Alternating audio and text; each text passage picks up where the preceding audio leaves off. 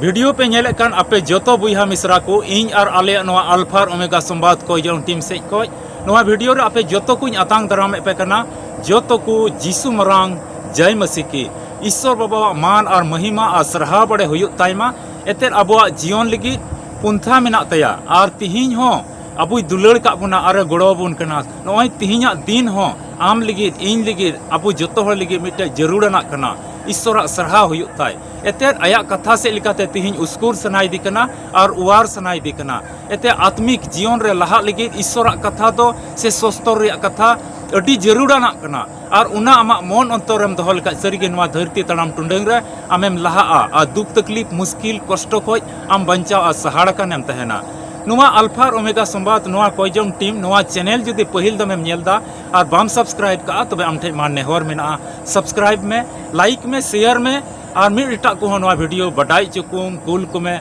जेमन उनको हो नेल कते ईश्वरा कथा बाबत रे को बडाई दड़िया और को हुदिस और को गांडोन दड़िया बोले सिसिर जबी ईश्वर दो अबु मनवाल गे तिना दया कना दिनम दिन तिना पंथाय बिना दा अरे गड़ो बुन कना उना को बाबत रे उनको को हुदिस दड़िया तेहिं आम चिलका ईश्वरा कथा अंजम लगे एम रस्कव कना उनका जोतो हर रस्क को तहन और मिमिट कथा मिट एटा को चिलका लय रिया से आमा मन अंतर कम दोहो का उनका जोतो को जेमन दोहो रिया को कुरुमुटुई उना येते नवा वीडियो मा शेयर में लाइक में और मिटा को हा बडाई चुकुम जेमन उनको को बडाई दड़े और को बुझेव दड़िया तबे नवा वीडियो रे इनिन बडाई चुबना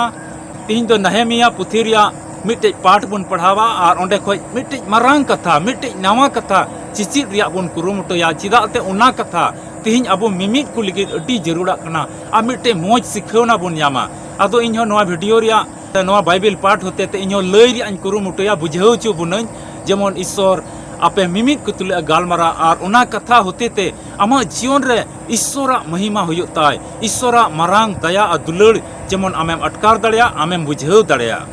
तबे बांग बिलम कते दिला वीडियो लहा से नेल में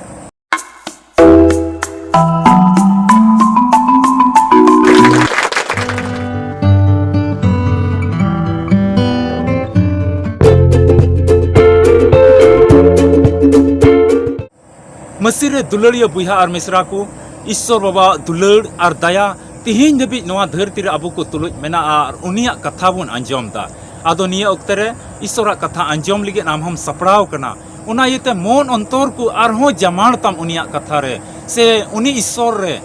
ईश्वरा कथा रे उनी ईश्वर रे आमा मन अंतर को जमाण ताम और मने अंतर जिमवाई में आ विश्वास कते आस कते उनिया कथा तिहिन आम आंगोच में आदो जुदी तिहिन निया समय रे आमठे बाइबल मेना खाज से खाता कलम मेना खाज मा आम सुर का में और बाइबल को मिटे पाठ बन पढ़ावा और उना धारा तेगे तिहिना नवा वीडियो दो कना और उना को चीत मिटे रोड रुआर जवाब से चीत असल मकसद तिहिन ईश्वरा कन उना बाबत बन बटाया जेमन नवा धरती तड़ाम टुंडर आबु लगी भागिया सबितो नवा धरती तड़ाम टुंडर आबु लगी मिटन बंचाव से साप रिया ठई सबितो और उनका लकाते नवा लेंजे धरती रे जेमन सहाड़ कान बुन तहन और ईश्वर गड़ो बुन और अयूर और सुतु बुन और उनका लकाते सधीन काते ईश्वर बुन सरहावे निया उक्तरी जुदी बाइबल आम ठे मेना खाय मा आम हो न्याम में बका ऑल दहो काम और बका नेल काते मा एकदम मोयते दिस दहो काम में बाइबल को मिटे पाठ बुन पढ़ावा और उना दो बुन न्यामा नहेमिया रिया पुथी 4 हटिंग और पढ़ाते दो 14 कली ओंडे ऑल कना आदो नेल अचूर बड़ा किदा आरिन बिरिद एनते भद्र हड़ को और चिला को और सारेज हड़ को मेता कोआ उनको इया तेदा आलू पे बतौरआ प्रभु बड़े दिसय पे उनी दो मारांग और बतौरनी कनाय और अपेरेन बुहा को अपेरेन हपन इरा को अपेरेन हपन को अपेरेन बहु को और अपेया उड़ा दुआर को nyutum ते लड़हई पे नोंडे नहेमिया तो मिटन दर्शने नेलदा और आजरेन हड़कू लगी ईश्वर ठे नेहरों कना आजरेन हड़कू मिताव को कना ईश्वर ठे आस कते भरोसा कते नोंडे नहेमिया दो आजरेन हड़कू ये मिताव को कना मेंदाय भद्र हड़कू नेल के कुआ ईश्वर बतौर को अकोय को सरहाव दिकान उनी आरे मिताव को कना आलू पे बतौरआन आजरेन हड़कू अडी मुश्किल अडी तकलीफ अडी कष्टो रे मेना कोआ अडी संथाव रे मेना कोआ अडी दुख तकलीफ रे मेना कोआ अडी मुसीबत रे उनको को फंसाव कना और उनको को लगे नेहरों कना आरे मिताव को कना मुचादा कली रे थोड़ा ध्यान इदी तबना जतो होड़ा विशेष गालमाराव दो नोआ मुचादा लाइन रे ओका मेना दाय आर अपेरेन बुहा को अपेरेन हपन इरा को अपेरेन बहु को और अपेया ओड़ा दुआर को नुतुम ते लड़हई पे मेंदा अपेरेन बहु को अपेरेन बुहा को नुतुम ते अपेरेन मिश्रा को नुतुम ते अपेया ओड़ा दुआर नुतुम ते तिहिं लड़हई पे अदो तिहिं नुआ पार्ट रे नुआ कली रे चिदा लड़हई लगी दो ईश्वरे मेंदा चिद इयते लड़हई लगी ए मेंदा सरी गी नुआ अडी मिटे हुदिस रिया कथा कना नुआ मसी जीवन रे अबुआ दो बांग दो जहां तुलुज दो नुआ हड़मो से लिकाते लड़हई मेना तबुन बांग दो ठिंगाते बांग दो दाल थापाते लड़हई मेना तबुन अबुआ लड़हई दो मेना मिटे कलीबुन पढ़ाव लिखाय एपीसी को लगी पौल अपोस्तला चिट्ठी 6 हटिंग 12 कली ओंडे मेंदा एनते मायाम और जिल तुलुज तपाम मा बनु ताबुन मेनखान राज को और एक्तियरा को और नोआ नुतुम ते धरती चलाव को तुलुज और चोटरेन बड़ी जीव तुलुज गे मेंदा अबुआ लड़हई दो नोआ धरती रे ओका बड़ी जीवे कमी कान होड़ को रे बड़ी आ कमी कान अबुआ दो ठिंगाते दो लड़हई रिया दो बनुआ जहां को बन दाल थपा को उनकाना लड़हई दो बनुआ जहां को तुलुज व्यक्तिगत दुश्मनी मेना तबना उनकाना तो चिन हो बनुआ मेनखान उनकाना लड़हई कान तबना मिटे आत्मिक मिटेन बड़ी जीव रिया दाड़ी ओका दो जतो होड़ा हुदिस जतो होड़ा बड़ी हुदिस बड़ी गालमारा बड़ी कुरी बड़ी कमी करे ओका दो घरों चे बड़ी अकान उनकाना तुलुज अबुआ तिहिं लड़हई मेना तबना अदो उना यते तिहिं नोआ लड़हई तो चिलकाम लड़हई आम अदो उना यते पतियो कते उनिया कथा रे जमण कते अबु उना लड़हई हियो तबना अदो कुमड़ू दे चिल लगे हिजु कना एकन कुमड़ू लगे नष्टय लगे बर्बाद लगे तिहिं घरों जीवन रे हो उनी शैतान दो अबुआ परिवार अबुआ घरों अबुरेन गिदरा को अबु जुरी परी तलारे गो बाबा तलारे अबुआ घरों जीवन आयमा रकमा मुश्किल अगुइदा होय भारडो लिका और उना मुश्किल दो नुंकाना ढेरो कना उना घरों रे बोले मौज सुलूक ते बाबन तहे दड़े कना अडी बेसुलूक हुयो कना अडी तकलीफ हुयो कना उना येते उनिया कथा रे ईश्वरा कथा रे पतियो कते गे उना लड़हई दो आमेम लड़हई दड़ेआ तीन बाइबल खो मिटे एग्जाम्पल मिटा में उदाहरण इन लई बुना ओकय दो अडी आंटे संघर्ष किदा आया जीवन रे और अडी ईश्वर अडी गी जमान कते तहेना और ईश्वर दो उनिया जीवन रे कमी किदा और गड़ो दिया नाम बुन एस्तेर रिया पुथी 7 हटिंग और पढ़ाते दो 4 कली ओंडे ओल कना ओंडे एस्तेर मेंदा ते अखरिंग अकान इन और इन जत रेन कोगी मारा लगी गोज उचु लगी और मोहर मिटाव लगी गी एकेन गुलामनी नोंडे एस्तेरे मेंदा राजा ठे नेहरो कना एते आले दोले अखरिंग चु कना गोज चु लगी नष्ट लगी और बड़ी आले दो मोहर मिटाव लगी ले तिहिं ले गुलाम चु कना नोंडे एस्तेर राजा ठे नेहरो कना ओकोय ओना दिसम रेन राजा तहे कना उनि ठे नेहरो कना आरे मेंदा आरेन दुश्मन दो राजा लुस्कान ओहोगिए पुरो दाड़े लिया मेंदा आलेया ओका नुकसान हुयो आलेया मुश्किला ये हुयो उना तो एकेन गुलाम लगी तिहिं ले आले ले गुलाम चु कना नष्टो लगी मेनका नुई एस्तेर ओकोय एस्तेरे तहे कान उनी दो उना दिस मिटे यहूदी जात रेने तहे कना और उना दिसम रेन उनी राजा ठे नेहरो कना मेनका उना दिसम रेन मिटेन होड़े तहे राजा रेन के मिटे होड़े तहे कना हमान ओकोय दो यहूदी होड़ को एकदम रंगाव को कान तहे냐 अदो तीन रे ईश्वर तीन रे राजा ठे नेहरो कना एस्तेर दो और उनिया नेहर को राजा दोय अंजम दा और राजा दोय अंजम दा और उना दिसम रे मिटेन रानी मेनते उनी दोय बचाव दी कना से उनी बचाव चु कना अदो नोआ को नेलते उनी कोई हमाने तहे कान उनी दो अडी गी रंगा कना और यहूदी जात रेन को एकदम रंगाव को कान तहे냐 और तीना उनरे को गुलाम चलन जोतो परते रंगावना आ बड़ी आ पुंथाय लगावना बड़ी आ पुंथा बिनाव लगे उनी एहब केदा मेनखान उनी एस्तेर दो उनी राजा तीन रे दयाव दिया और उना दिसम रे रानी बचाव चुइना से ओंडे को बचाव के दिया उना रानी उना दिसम रेन रानी हुईना और उनका लिकाते उनी हमाना मने जोंग तो बांग पुरो लेना नोंडे बन नेलदा नुई एस्तेर नुना पतियोना उना दिसम रेन राजा हुकुमे बताव केदा और अडी आस कते अडी भरोसा कते उना दिसम रेन राजा जबकि मी जेत को बांग कना जुदा जुदा जात रेन कना को नुई दो यहूदी जात और उनी राजा दो जुदा जात रे तहे कना आ यहूदी जात रेन को बाकू बतर बाकू अड़िस नजर ते मिता में अड़ी हीन नजर ते को नेले को तहे냐 और उना इयते सरीगी उना दिसम रेन उनी रानी बचाव चुइना और आइरन कोई होड़ को गुलाम लेन से नष्ट लगे को बचाव चुलेन गुलाम चु नष्ट लगे को बचाव चुलेन ओंडे तो राजा दयाल काते उनको बचाव को नामदा दुलड़िया बुहा मिश्रा को नोआ पार्ट रे तेहें अब बन नेलदा शैतान अकोय हिजुक कना अबुआ घरों जीवन रे अबुआ पारिवारिक जीवन रे उनी तो अबुआ जीवन को अबुआ घरों को आत्मिक भोर ओका तहन कान मिता में कोई जोंग शैतान दो कुमड़ू चिलका हिजुक कना कुमड़ुई लगे नष्टय लगे बड़िया लगे जो धांग धासिर लगे हिजुक कना आमा उड़ा रे जुदी जहाना सोना रुपये जहाँ जगह रेम दहो का खाज ओना अलमेरी दो रपूद तमा कपाटे रपूदा तलाय रपूदा और नष्ट कते ओंडे दो बोलोआ और उनाय अतकिर तमा उनका के आत्मिक जीवन रे तेहिं शैतान हिजुक कना शैतान हिजुक कना आत्मिक जीवन रे और मिमिरा जिनिस नष्ट सना दे कना पारिवारिक जीवन रे तेहिं शैतान हिजुक कना अदो ची आत्मिक भोर को आत्मिक गुण को का मेना आमरेन गिदरे रे कोई जोंग रिया भरोसा मेना खाज उना दो बई बई ते चाबाया आमरेन जुरी आबेन जुरी परी रे ओका कोई जोंग रिया भरोसा से ईश्वरा कथा अंजोम रिया भरोसा ओका मेना आस मेना उना दो बई बई ते नष्ट चाबाया और उनका लेकाते उना दो बड़ी इदीदा उना येते ची जरूर कना जमाड़ कोई जोंग कते जमाड़ो में ईश्वरा कथा अंजोम आलम बगिया दिनम दिन गी मिद दिनम अंजम दा महनो रे और बाम कोई जोंग दा तबे ईश्वरा कथा रिया उना ईश्वरा कथा रिया उना दया से ओका मिट आमा मने जोंग कान उना दो बई बई ते कम इदी कना चाबा इदी कना और उना इयते तिहिं उना आत्मिक जीवन रे आलम न्युरु लगी दो आम दो कोई जोंग रे जमाड़ कान तहनिया ईश्वरा कथा आमेम अंजम इदिया तबे ने कि ईश्वरा दया दुलर आमा जीवन रे तहना और अबुआ घरों जीवन रे ओना अपनारा ओका रिलेशन मेना आमरेन गिदरे आमरेन हपन इरा आमरेन ओड़ा होड़ आमरेन गो बाबा नोना को रिश्ताय बड़ीदा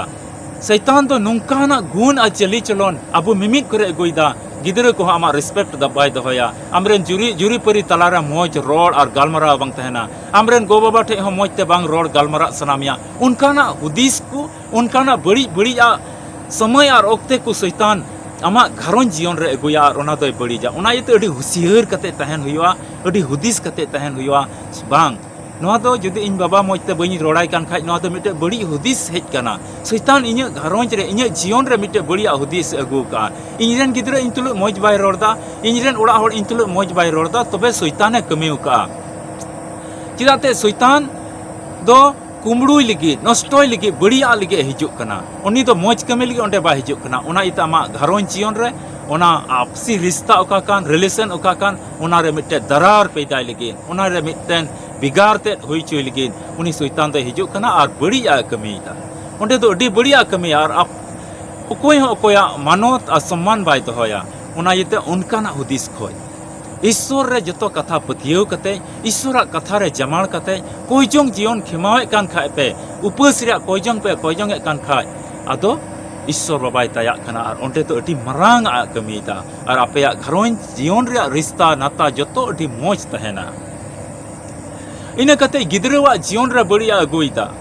गिदरवा जीवन रे बड़ी अगुइदा गिदर दो बड़ी होर से चला कना मोबाइल के आम पढ़ा जगह रे मोबाइल एम काव दिया और उना मोबाइल रे दो मौज पढ़ा लगी ते बाय नेलदा से मौज बडाय जोंग लगी ते बाय नेलदा मिटे नवा कथा बडाय जोंग लगी तो उनी दो बाय नेलदा मिता में बड़ी बड़ी नेल नवा धरती रिया रस्क धरती रिया बड़ी गाती को उना को नेल नेलते उनिया हुदिस दो शैताने तोले ते और बड़ी रिया डहार से इदी दिकना और उनी दो दिनम दिन नुंका बड़ी बिना उना नेल कते बड़ी रोड़े चिदा उना नेल कते बड़ी कमी चिदा उना नेल कते कुमड़ू डकुई चिदा उना नेल कते होड़ को तुलु लड़ाई झगड़ा चिदा चिदा ते शिक्षा उना रे बड़िया उनी दो मी रकम नेलदा और उना लकाते उनी गिदरे रे दो बड़िया चली चलन हेया दुलड़िया बुहा मिश्रा को तिहिं गिदरे उनका लकाते को बड़ी जोखना उना इयते आम हुदिस हुयु तमा आम ध्यान हुआ आमरेन गिदरे ची चिकायदा उना मोबाइल से लिकाते जुदी बड़िया से चला खाना उना ओलो पढ़ा मोबाइल रे बाय लाड़ चाड़दा मजते तबे बड़ी से चला कना उनी शैताने अयूर दिकना बड़ी जीवे अयूर दिकना उनी दो और उनी जीवन तो नष्टय लगी उनी शैताने कुरुमुटु का उना येते अडी संतर कते गिदरे को ध्यान और बाइबिल पढ़ा से लिकाते ईश्वर कथा मने अंतरे दोहो से लिकाते कोईजंग जीवन खेमाव से लिकाते गिरजा देवार सेवारे लहारे तहे से लिकाते उनिया कथा को मिड एटा को मजते लई से लिकाते उना घरोंज तिहिन आम संबड़ाव हुयो तमा तबे आमरेन गिद्र उना बढ़िया से कम रुआड़ दाड़ेया उनी तो ईश्वर कथा चिराय में उनी तो कोईजंग चिराय में उनी तो उपवास कोईजंग चिराय में उना रिया मतलब ते चिराय में बाइबिल रिया मिमिद हाहाड़ा कमी को चिराय में तबे उनी बुझाव दाड़ेया ईश्वर दया दो नुना दया कना जेके इन लिगित उना दो अति जरूरा कना आर उनका लेखाते आमरेन गिद्र उना बढ़िया से को रुआड़ दाड़ेया इना कते अबुआ धन सम्पत्ति हो बर्बाद दा अबुआ धन सम्पत्ति से लिकाते शैताने कमीदा आमते आयमा तर आचिल पाचिल धन हुयो कना आमेम नौकरी कना महीना महीना टका पैसा हिजु कान तमा उना को धरती रिया साना रे धरती रिया जरूरा को लगी आमेम लाड़ चाड़दा मिद दा हो तीस हो बाम हुदिस दा जेकी इन ईश्वर लगे उना चिकाया इन जीवन रे बढ़ती और बढ़ती बढ़ती और बढ़ती ईश्वर हो महिमा हुयो ताम तीन इन नवा धरती रिया सना को से आवश्यकता को जरूरना को पूरा करना उन ईश्वर हो महिमा और सरहा नवाते जेमन हुयो ईश्वर हो इन धन सम्पत्ति ते इन नौकरी रिया पैसा ते इन चास रिया पैसा ते इन कमी बेरहन रिया पैसा ते ईश्वर हो महिमा और सरहा जेमन हुयो ताई उना लगे ते तिहिन अडी आयमा तर बुया मिश्रा को aku mahana re se bocor re ईश्वर ठे दसवांस बाको एमदा ईश्वर लगी भक्ति बाको लहायदा उनका लेकाते नवा धरती रिया धन सम्पत्ति की बड़ी से अयुर कोना बड़ी से अयुर दिया को आरे नष्टो चबाय कोना उनको दो बड़ी से को चला कना इन कते अब हड़मो हटी रहो शैतान दो कमीदा रुआ चुया बन कना पासे एटा में नवा चैनल रिया एटा वीडियो को आइमा तरिन लई का बोना रुआ दो चीज इयते हिजुक कना शैतान से खोज कना से बड़ी जीव से खोज कना से उका खोज उना दो हिजुक कना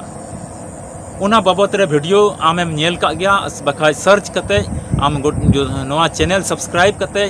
सर्च कते उना वीडियो में नेल दाड़े रुआ रिया उना रिया बहुत कथा दो कना रुआ रिया 6 कारण रुआ रिया 6टी कारण मेना जेकि उना इयते मनवा अब बोया मिश्रा बन रुआ कना और उनका लेकाते अब हड़मो हटी रे शैताने कमीदा उना इते सस्तरे मेंदा एफिसी को लगे पौल अपोस्तला चिट्ठी 4 हटिंग 24 कली रे मेंदा उना इते शैतान अत और ओक्ते आलम माया जेकि आमा जीवन रे बड़ी कमी हिंदी ते मेंदा शैतान को अवसर मत दो शैतान अत और ओक्ते आलम माया आमा जीवन रे कमी लगी आमा घरों जीवन रे आमरेन गिद्रा को बड़ी को लगी चिलका उनी एस्तेरा जीवन बन नेल केदा चिलका उनी एस्तेरा जीवन बन नेल केदा उपस कोईजम कते जमाण कते ईश्वर रे तहेना मेनका एटा जत हुई कते हो ना दिसम रेन मिटे रानी को बचाव के दिया और आज जत रेन आज रेन बुया मिश्रा को आज जत रेन तीन गुलाम को बिनाव चुलेन उनको तो को सधीन चुइना और उना गुजु खोज उना मुश्किला खो उना नष्टो खोज उना मोहर मिटाव खोज ईश्वर दो बचाव के कोआ और ईश्वर दया दो उनको तुलुई तहेना और एस्तेरा पतियो दो सरीगे उनी बुझाव दाड़ेदा ईश्वर रे जमाण लेखान इनरन जत को इनरन जत रेन से इनरन बुया मिश्रा को जोतो हड़िन बचाव दाड़े कोआ और उना दिसम रेन मानोतान होड़े होइना दुलड़िया बुया मिश्रा को नवा पाठ रे तिहिन अब पुष्टव तिबुन बडाई का चिद इयते तिहिन उना लड़ाई कान तबुन अब दो नवा धरती तड़ाम टुंडंग रे आमरेन बुया लगे आमरेन मिश्रा लगे आमरे उड़ा हड़ लगे आमरेन गो बाबा लगे आमा उड़ा दुआर लगे तिहिन लड़ाई में नवा दो पारिवारिक तिहिन मैसेज लयगो कना आम लगे तिहिन लड़ाई में आका ओने लय के तबुन आत्मिक जीवन बड़ी जा अबुआ आपसी रिश्ता अपन अपिन रे रिश्ता ओका सगई संबंध मेना ओना कुरे बड़ीजा हुदीस को ओना कुरे बड़ीजा हिजुआ गिदरा को जीवन बड़ीजोआ धन सम्पत्ति हो आमा हानते नाते चबा उनाते जुदी संतोर और मौज हुदीस ते बाम तहन कन खाय और रुआ हसुरे और हम जबुनोआ उना इते शैतान अतार ओक्ते के आलुम माया तिहिन दो नो नोआ खोज बंचा लगे तिहिन नोआ धरती तड़ाम टुंडंग रे आमरेन गिद्रा आमरेन बुया मिश्रा को लगी तमा उड़ा दुआर लगी ते उनी बड़ी जीव तुरु लड़ाई हुआ उना लड़ाई दो चिलका कना उनी एस्तेर चिलकाय लड़ाई ना आइरन जत रेन को मुश्किल रे को तहे कना उपस कते कोई जम केदा ईश्वर ठे और उनी राजा ठे नेहरना और उनका लकाते बंचावे नाम केदा तिहिन अबुआ आत्मिक लड़ाई हो उनका कना बांग दो ठेंगाते जहां दाल को हुयु जहां दो बांग दो थपा को हुयु जहां दो बांग दो चपाट को हुयु बांग दो नोआ मुचाते बड़ी आ रोड हुयु उनका लड़ाई दो बांग कना नोआ दो आत्मिक रिया लड़ाई कना मिता में कोयजोंग से लेकाते मजबूत में उपास कोयजोंग से लेकाते मजबूत में ईश्वर कथा को मन अंतर रे दोहय में उनका से लेकाते मजबूत में आम तबे यानी उना दाड़ी उना शक्ति उनी बड़ी जीव तुलो लड़ाई लगे आम रे हिजुआ और उनी तुलो उनाम लड़ाई खाय आम दम जितआ आम दो जितव चुमिया और उना शैताना उनी बड़ी जीवा लड़ाई उना बड़ी जीवा दाड़ी को दो जोतो चबा और आम दो आमा घरों जीवन रे आम जितम न्यामा नुआ धरती तड़ाम टुंडंग रे जितम न्यामा ईश्वर के आया कथा से लिखाते जोतो गड़ो आरे भोर पेमा नुआ वीडियो नेल कते आसो कनई आमेम बडाई का नुआ धरती तड़ाम टुंडंग रे उका दो नुआ नहेमिया रिया पुथी बुन पढ़ाव केदा नुआ रे तिहिnya मेंदा अपनार घरवंच लगे ओड़ा दुआर लगे बुहा मिसरा लगे लड़ाई में और उना लड़ाई दो तिहिन चिल का कना नुआ को अंजोम कते नेल कते पुष्टव तम बुझेव का आदो ओका को पाठ लई कना उना को मजते पढ़ा में और नुआ दिसई में बारे बारे ते नेल कते आम हुदिस गांडन में आम अडी मजते आरम बुझेव दाड़िया दुलड़िया बुहा मिसरा को नुआ अल्फार ओमेगा संवाद नुआ टीम जुदी बाम सब्सक्राइब का खा मा सब्सक्राइब में आ वीडियो मौजेम आइकेव का खा मा लाइक में शेयर में आ मिड एटा को बडाई चुकुम एते ईश्वरा दया आ दुलड़ दो आमा घरोंच रे तिहिन फेडो लगी आम खिजुक जुदी सपड़ा मेनाम खा और ईश्वरा कथा रे जमाड़ मेनाम खा आम हो तिहिन आमे बंचाव में लगी ईश्वर तिहिन आम होय बंचाव में लगी हानते नाते आसो टायो रिया हुदिस रेम तहन कना अवड़ी के दाड़ान रेम तहन कना आमा मिमिक कमी को आधा अधूरा के तहन कना बांग पुरव दाड़िया कना आमा घरोंच रिया मिमिक कमी आम बाम पुरव दाड़िया कना तबे ईश्वर ठे आस और भरोसा दोहय में नुआ कथा नुआ बाइबल मैसेज होते तो ओका तिहिन लई चुकान नुआ वीडियो होते तो ओका लई उसकुर चुकान नुआ खोज पुष्टव ते हुदिस में तिहिन नुआ धरती तड़ाम टुंडंग रे चिलका आत्मिक लड़ाई हुयो तमा से मिमिक बुहा मिसरा को चिलका लड़ाई हुयो तबना नुआ को अडी पुष्टव ते हुदिस जोंग में आदो तबे नुंका के जमाण और आस रे तहन में ईश्वर कथा दो आमा घरों जीवन लगे जरूर हिजुआ और ईश्वर दया दो आम हो नेला और आमा घरों रे हहाड़ा कमी सदरोआ मा जोतो को नुआ कथा रे आस और भरोसा और कोई जोंग रे जमाड़ कान तहन तबन पे वीडियो तो नोडे गिन मुचेद दा आपे जोतो को कोई जोंग रे जमाड़ कान तहन तबन पे नुआ के आस कते अबुरन प्रभु यीशु मसीह दो अडी उसरा के अबो इदीबुन लगे हिजुआ आपे जोतो को आले टीम से खोज यीशु मरांग जय मसीह की ईश्वर सरहाव को मा और उनिया महिमा जुग चितान जुग और पीढ़ी चितान पीढ़ी जेमन हुयो ताइना आमेन।